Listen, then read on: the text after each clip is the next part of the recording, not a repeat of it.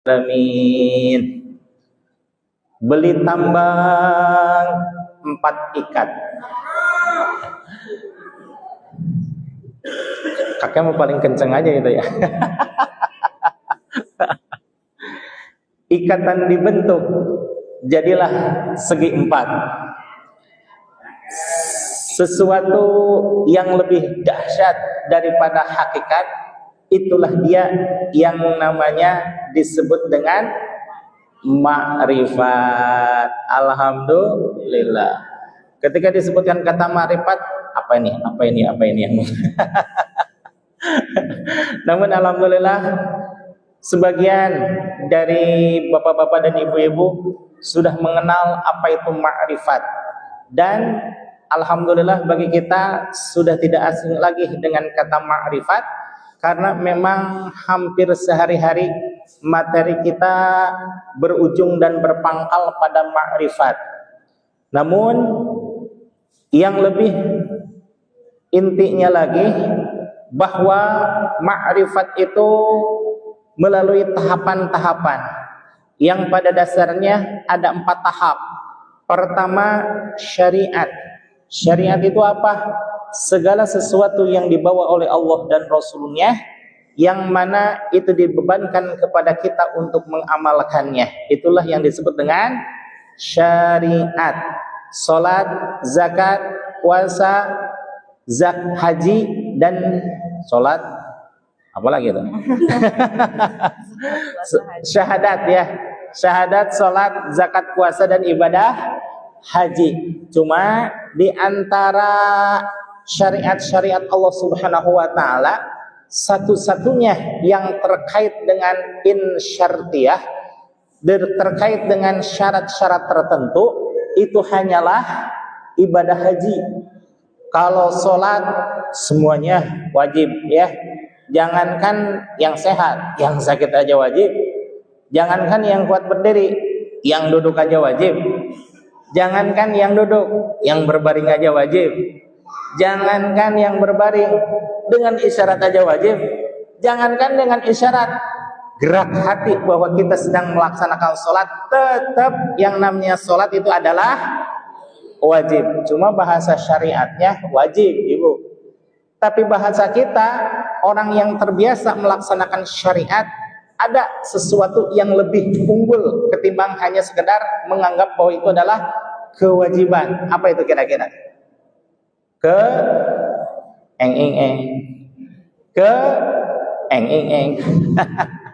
Kebutuhan. Apa katanya? Kebutuhan. Kita butuh nggak dekat dengan Allah? Betul. Kita butuh nggak melaksanakan sholat?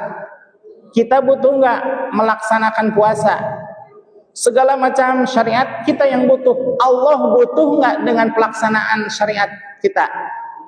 Tidak. Siapa yang butuh? Kita. Ibarat kata makan. Makan itu kewajiban apa kebutuhan? Oh, semuanya serempak kebutuhan ya gitu ya. Padahal di sekolah mah kewajiban. Anak-anak sebelum sekolah sarapan ya. Betul ya? Dulu ketika SD gitu ya. Oh, guru-guru semuanya mengingatkan bahwa sarapan itu adalah wajib. Tapi bagi kita merupakan suatu kebutuhan. Mana contohnya? Katakanlah suami istri ya, karena ada suatu kebutuhan keluarga, istri pulang kampung. Karena suami tidak bisa masak, apa nunggu istri pulang ke rumahnya atau jajan di warung? Jajan aja di warung. Kenapa? Kalau nggak jajan-jajan mah innalillahi wa inna ilaihi rajiun ya. Berarti semua syariat bagi kita pada hakikatnya adalah kebutuhan. Nah, di antara syariat-syariat yang ada, hanya ada satu yang terkait dengan syartiyah, artinya wajib sih wajib. Tapi kalau belum terpenuhi, maka kewajiban itu gugur dengan sendirinya.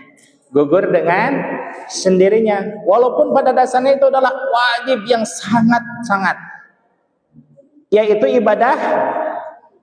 Betul, ibadah haji. Terkait dengan insyartiyah. Terkait dengan syarat-syarat tertentu. Apa itu syarat-syarat tertentunya?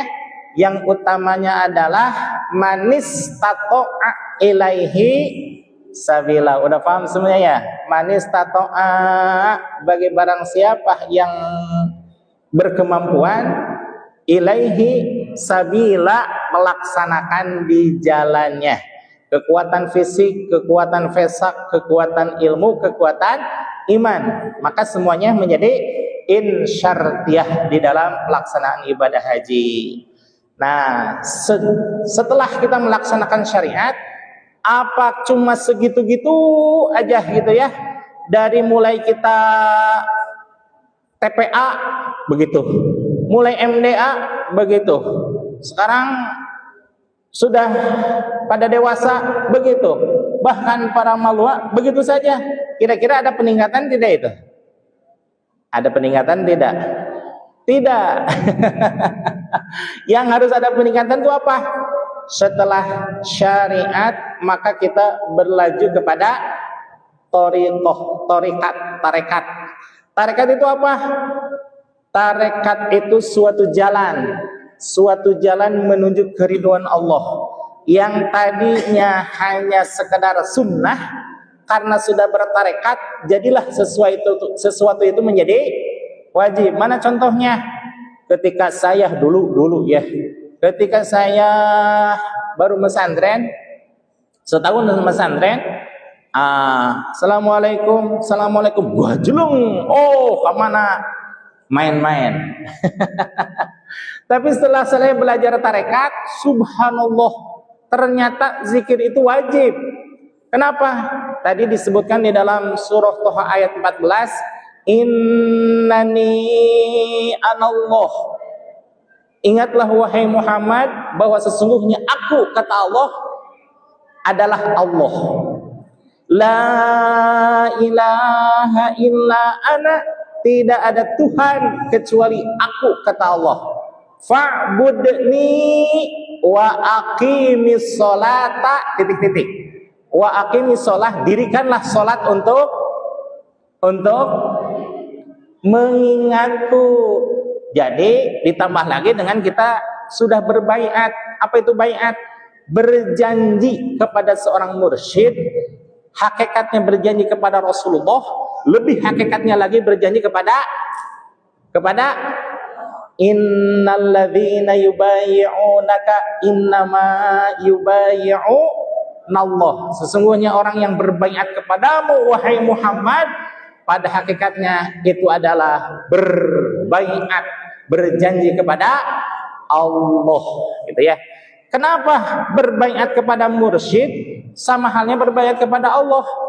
Kan tadi disebutkan innalladzina yubayyi'unaka innama yubayyi'unallah. Orang yang berbaiat pada hakikatnya dulu berbaiat di baiatur ridwan kepada Rasulullah sallallahu alaihi wasallam, pada berjanji itu hakikatnya berjanji kepada Allah. Lalu kenapa sekarang mursyid-mursyid bisa dikatakan berbaiat kepada mursyid sama halnya berbaiat kepada Rasulullah sallallahu alaihi wasallam?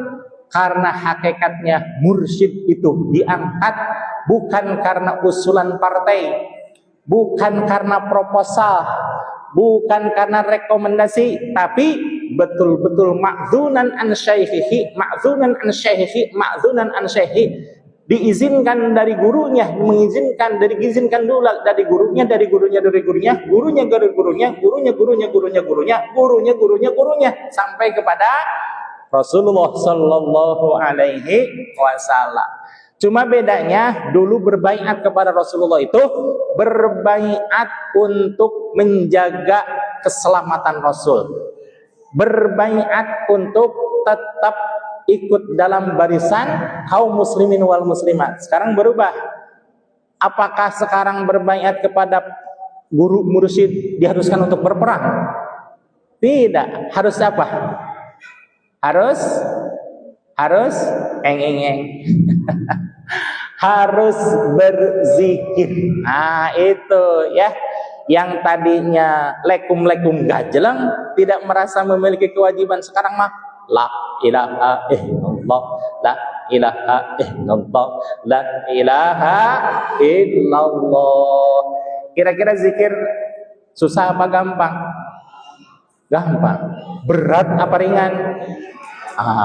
Ringan kalau di mulut mah. Sampai saat ini sudah bertahun-tahun, bahkan mungkin puluhan tahun ya, saya belajar tarekat, tetap aja maksakeun diri. Allahumma maksakeun diri. Insya Allah dengan seperti itu akan terbiasa. Kalau sudah biasa menjadi habits, kalau sudah habits menjadi kebiasaan. Nah, beralih kepada tarekat, selanjutnya adalah hakikat. Apa itu hakikat? Masya Allah, kita melihat pohon, hakikatnya bukan pohon yang kita lihat, tapi siapa yang menumbuhkan itu pohon.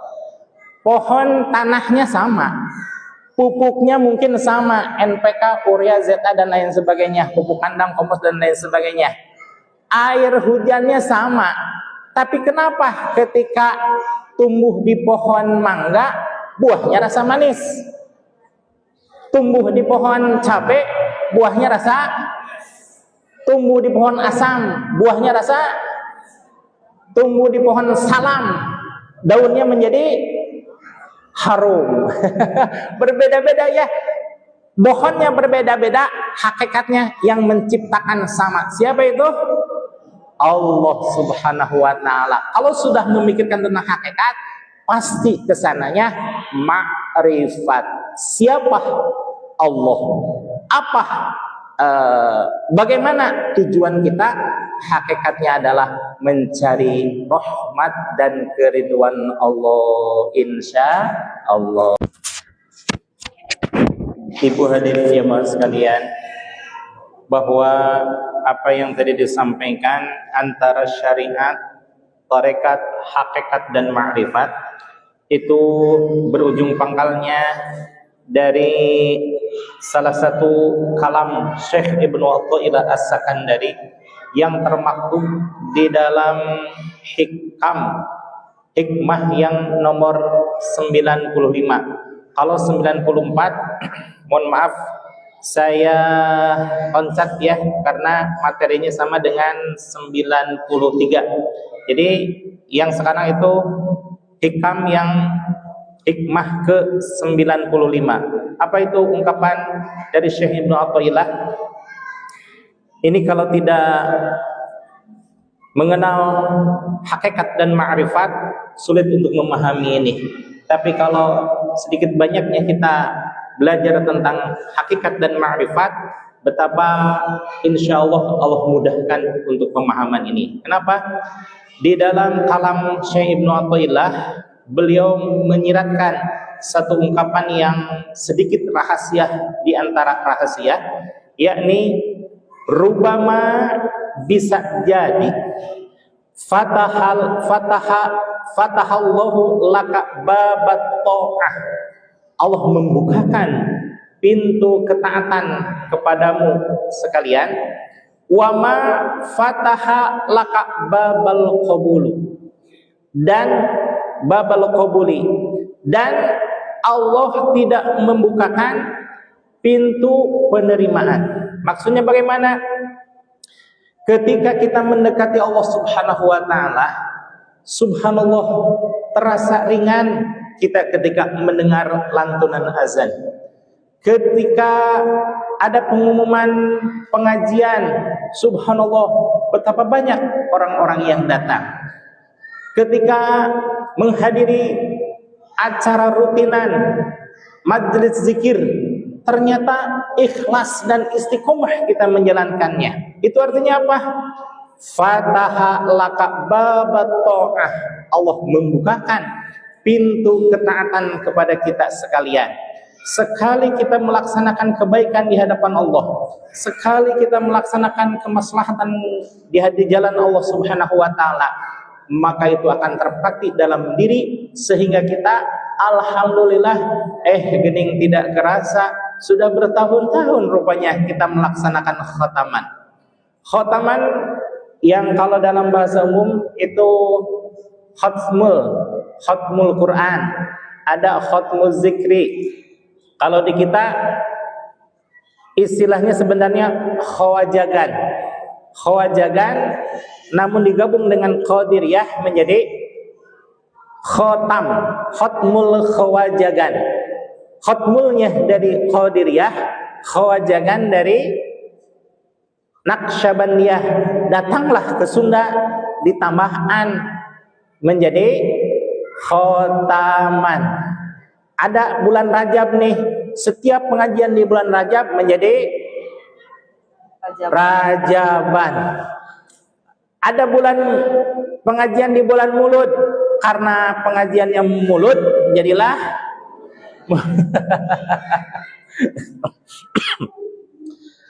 ada doa bersama orang kematian disebut tahlilan dan sebagainya, pengajian-pengajian ya.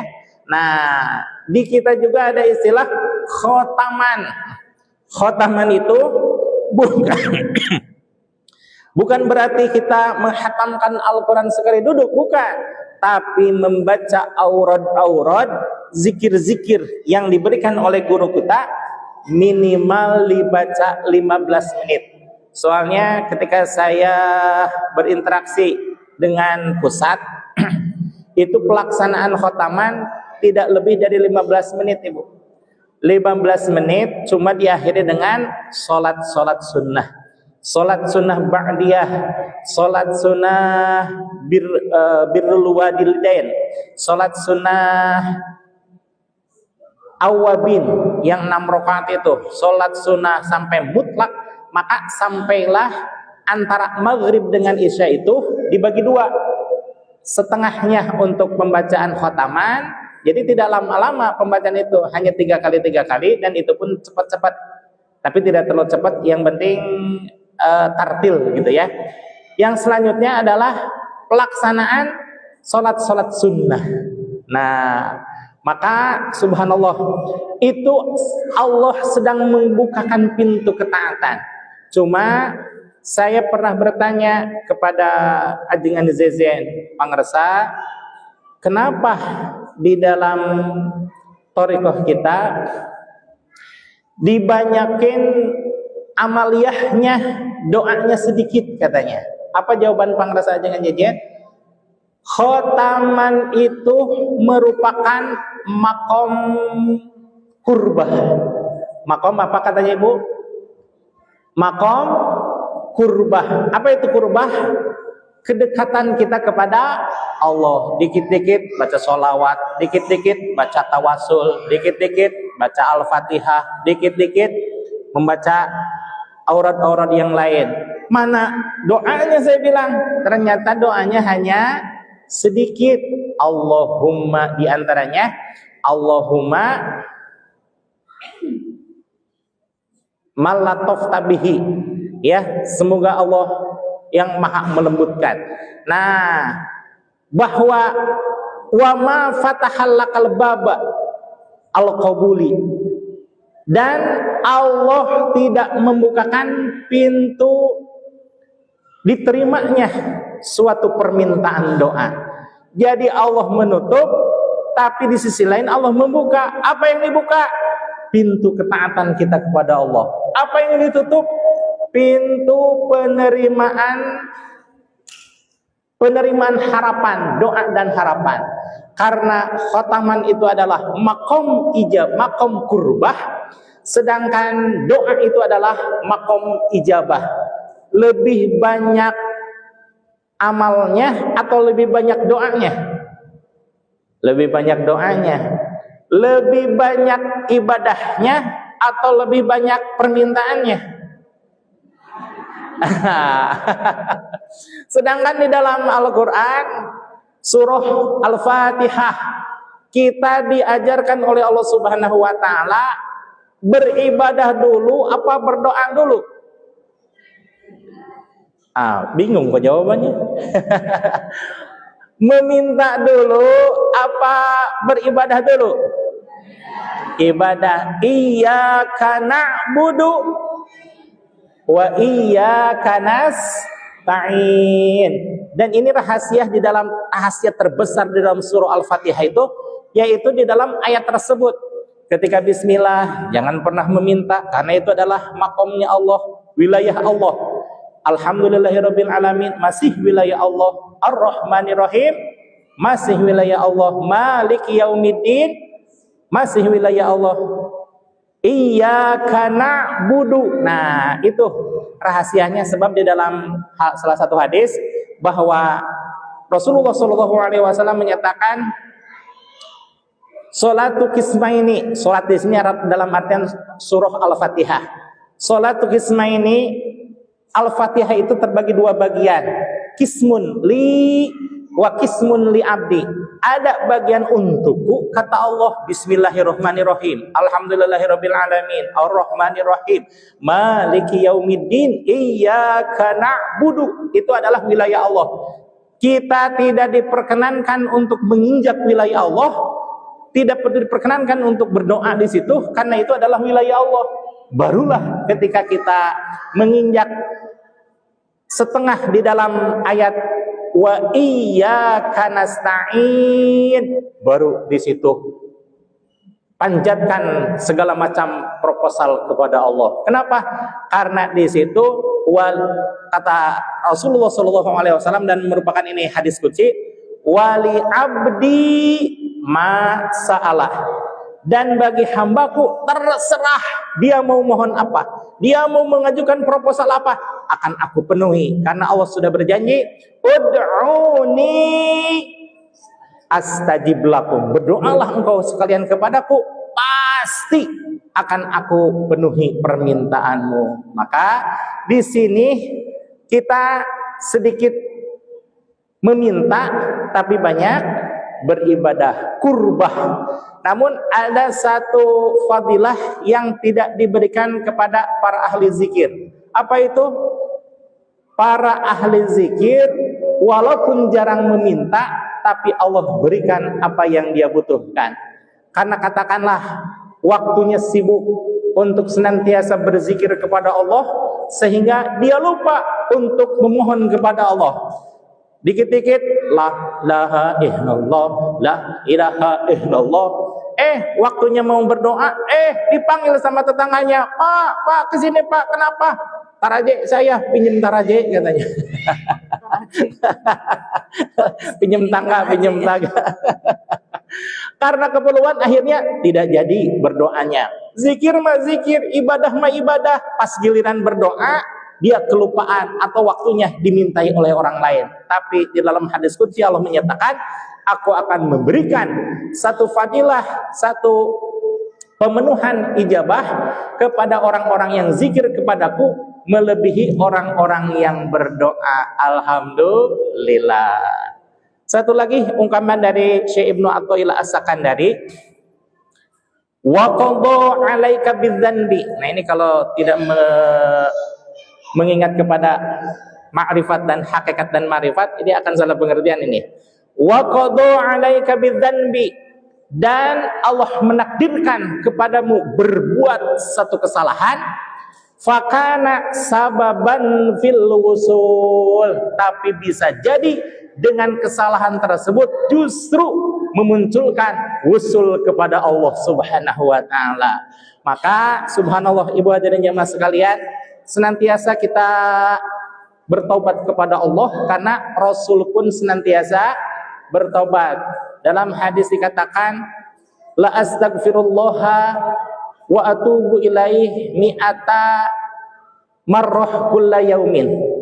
Demi Allah, aku, kata Rasulullah SAW, senantiasa beristighfar dan bertobat kepada Allah sehari semalam tidak kurang dari 100 kali. Padahal Rasul ada nggak kira-kira dosanya? Tidak ada, ya hakul yakin tidak ada. Tapi setiap hari Rasul beristighfar.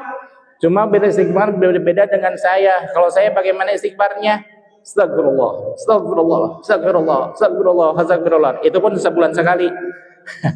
Tapi Rasulullah setiap hari, walaupun tidak ada dosa, subhanallah, baru juga astagfirullah. Rasulullah sudah demikian hebat, bercucuran air mata, bergetar tubuhnya mengingat dosa-dosa. Padahal belum nggak ada dosa. Nah, kalau saya bagaimana? Dosanya seuduk-uduk, taubatnya sebulan sekali, masya Allah. Nah, dengan adanya kesalahan tersebut memunculkan kita untuk senantiasa bertobat, maka subhanallah, karena senantiasa bertobat Allah menurunkan maghfirah dan ridhonya kepada kita, sehingga Allah menarik spiritual orang tersebut, menarik ruhania orang tersebut menjadi hamba yang dikasihi oleh Allah. Alhamdulillah. Ibu mending dikasihi oleh tetangga apa dikasihi oleh Allah? Bagaimana dikasihi oleh tetangga apa dikasihi oleh Allah? Saya mah pengen dua-duanya, Ibu. Kan nggak haram ya dikasih tetangga ya. Kenapa? Aduh, saya sering dikasih sama tetangga gitu. Betapa baiknya tetangga saya, dan subhanallah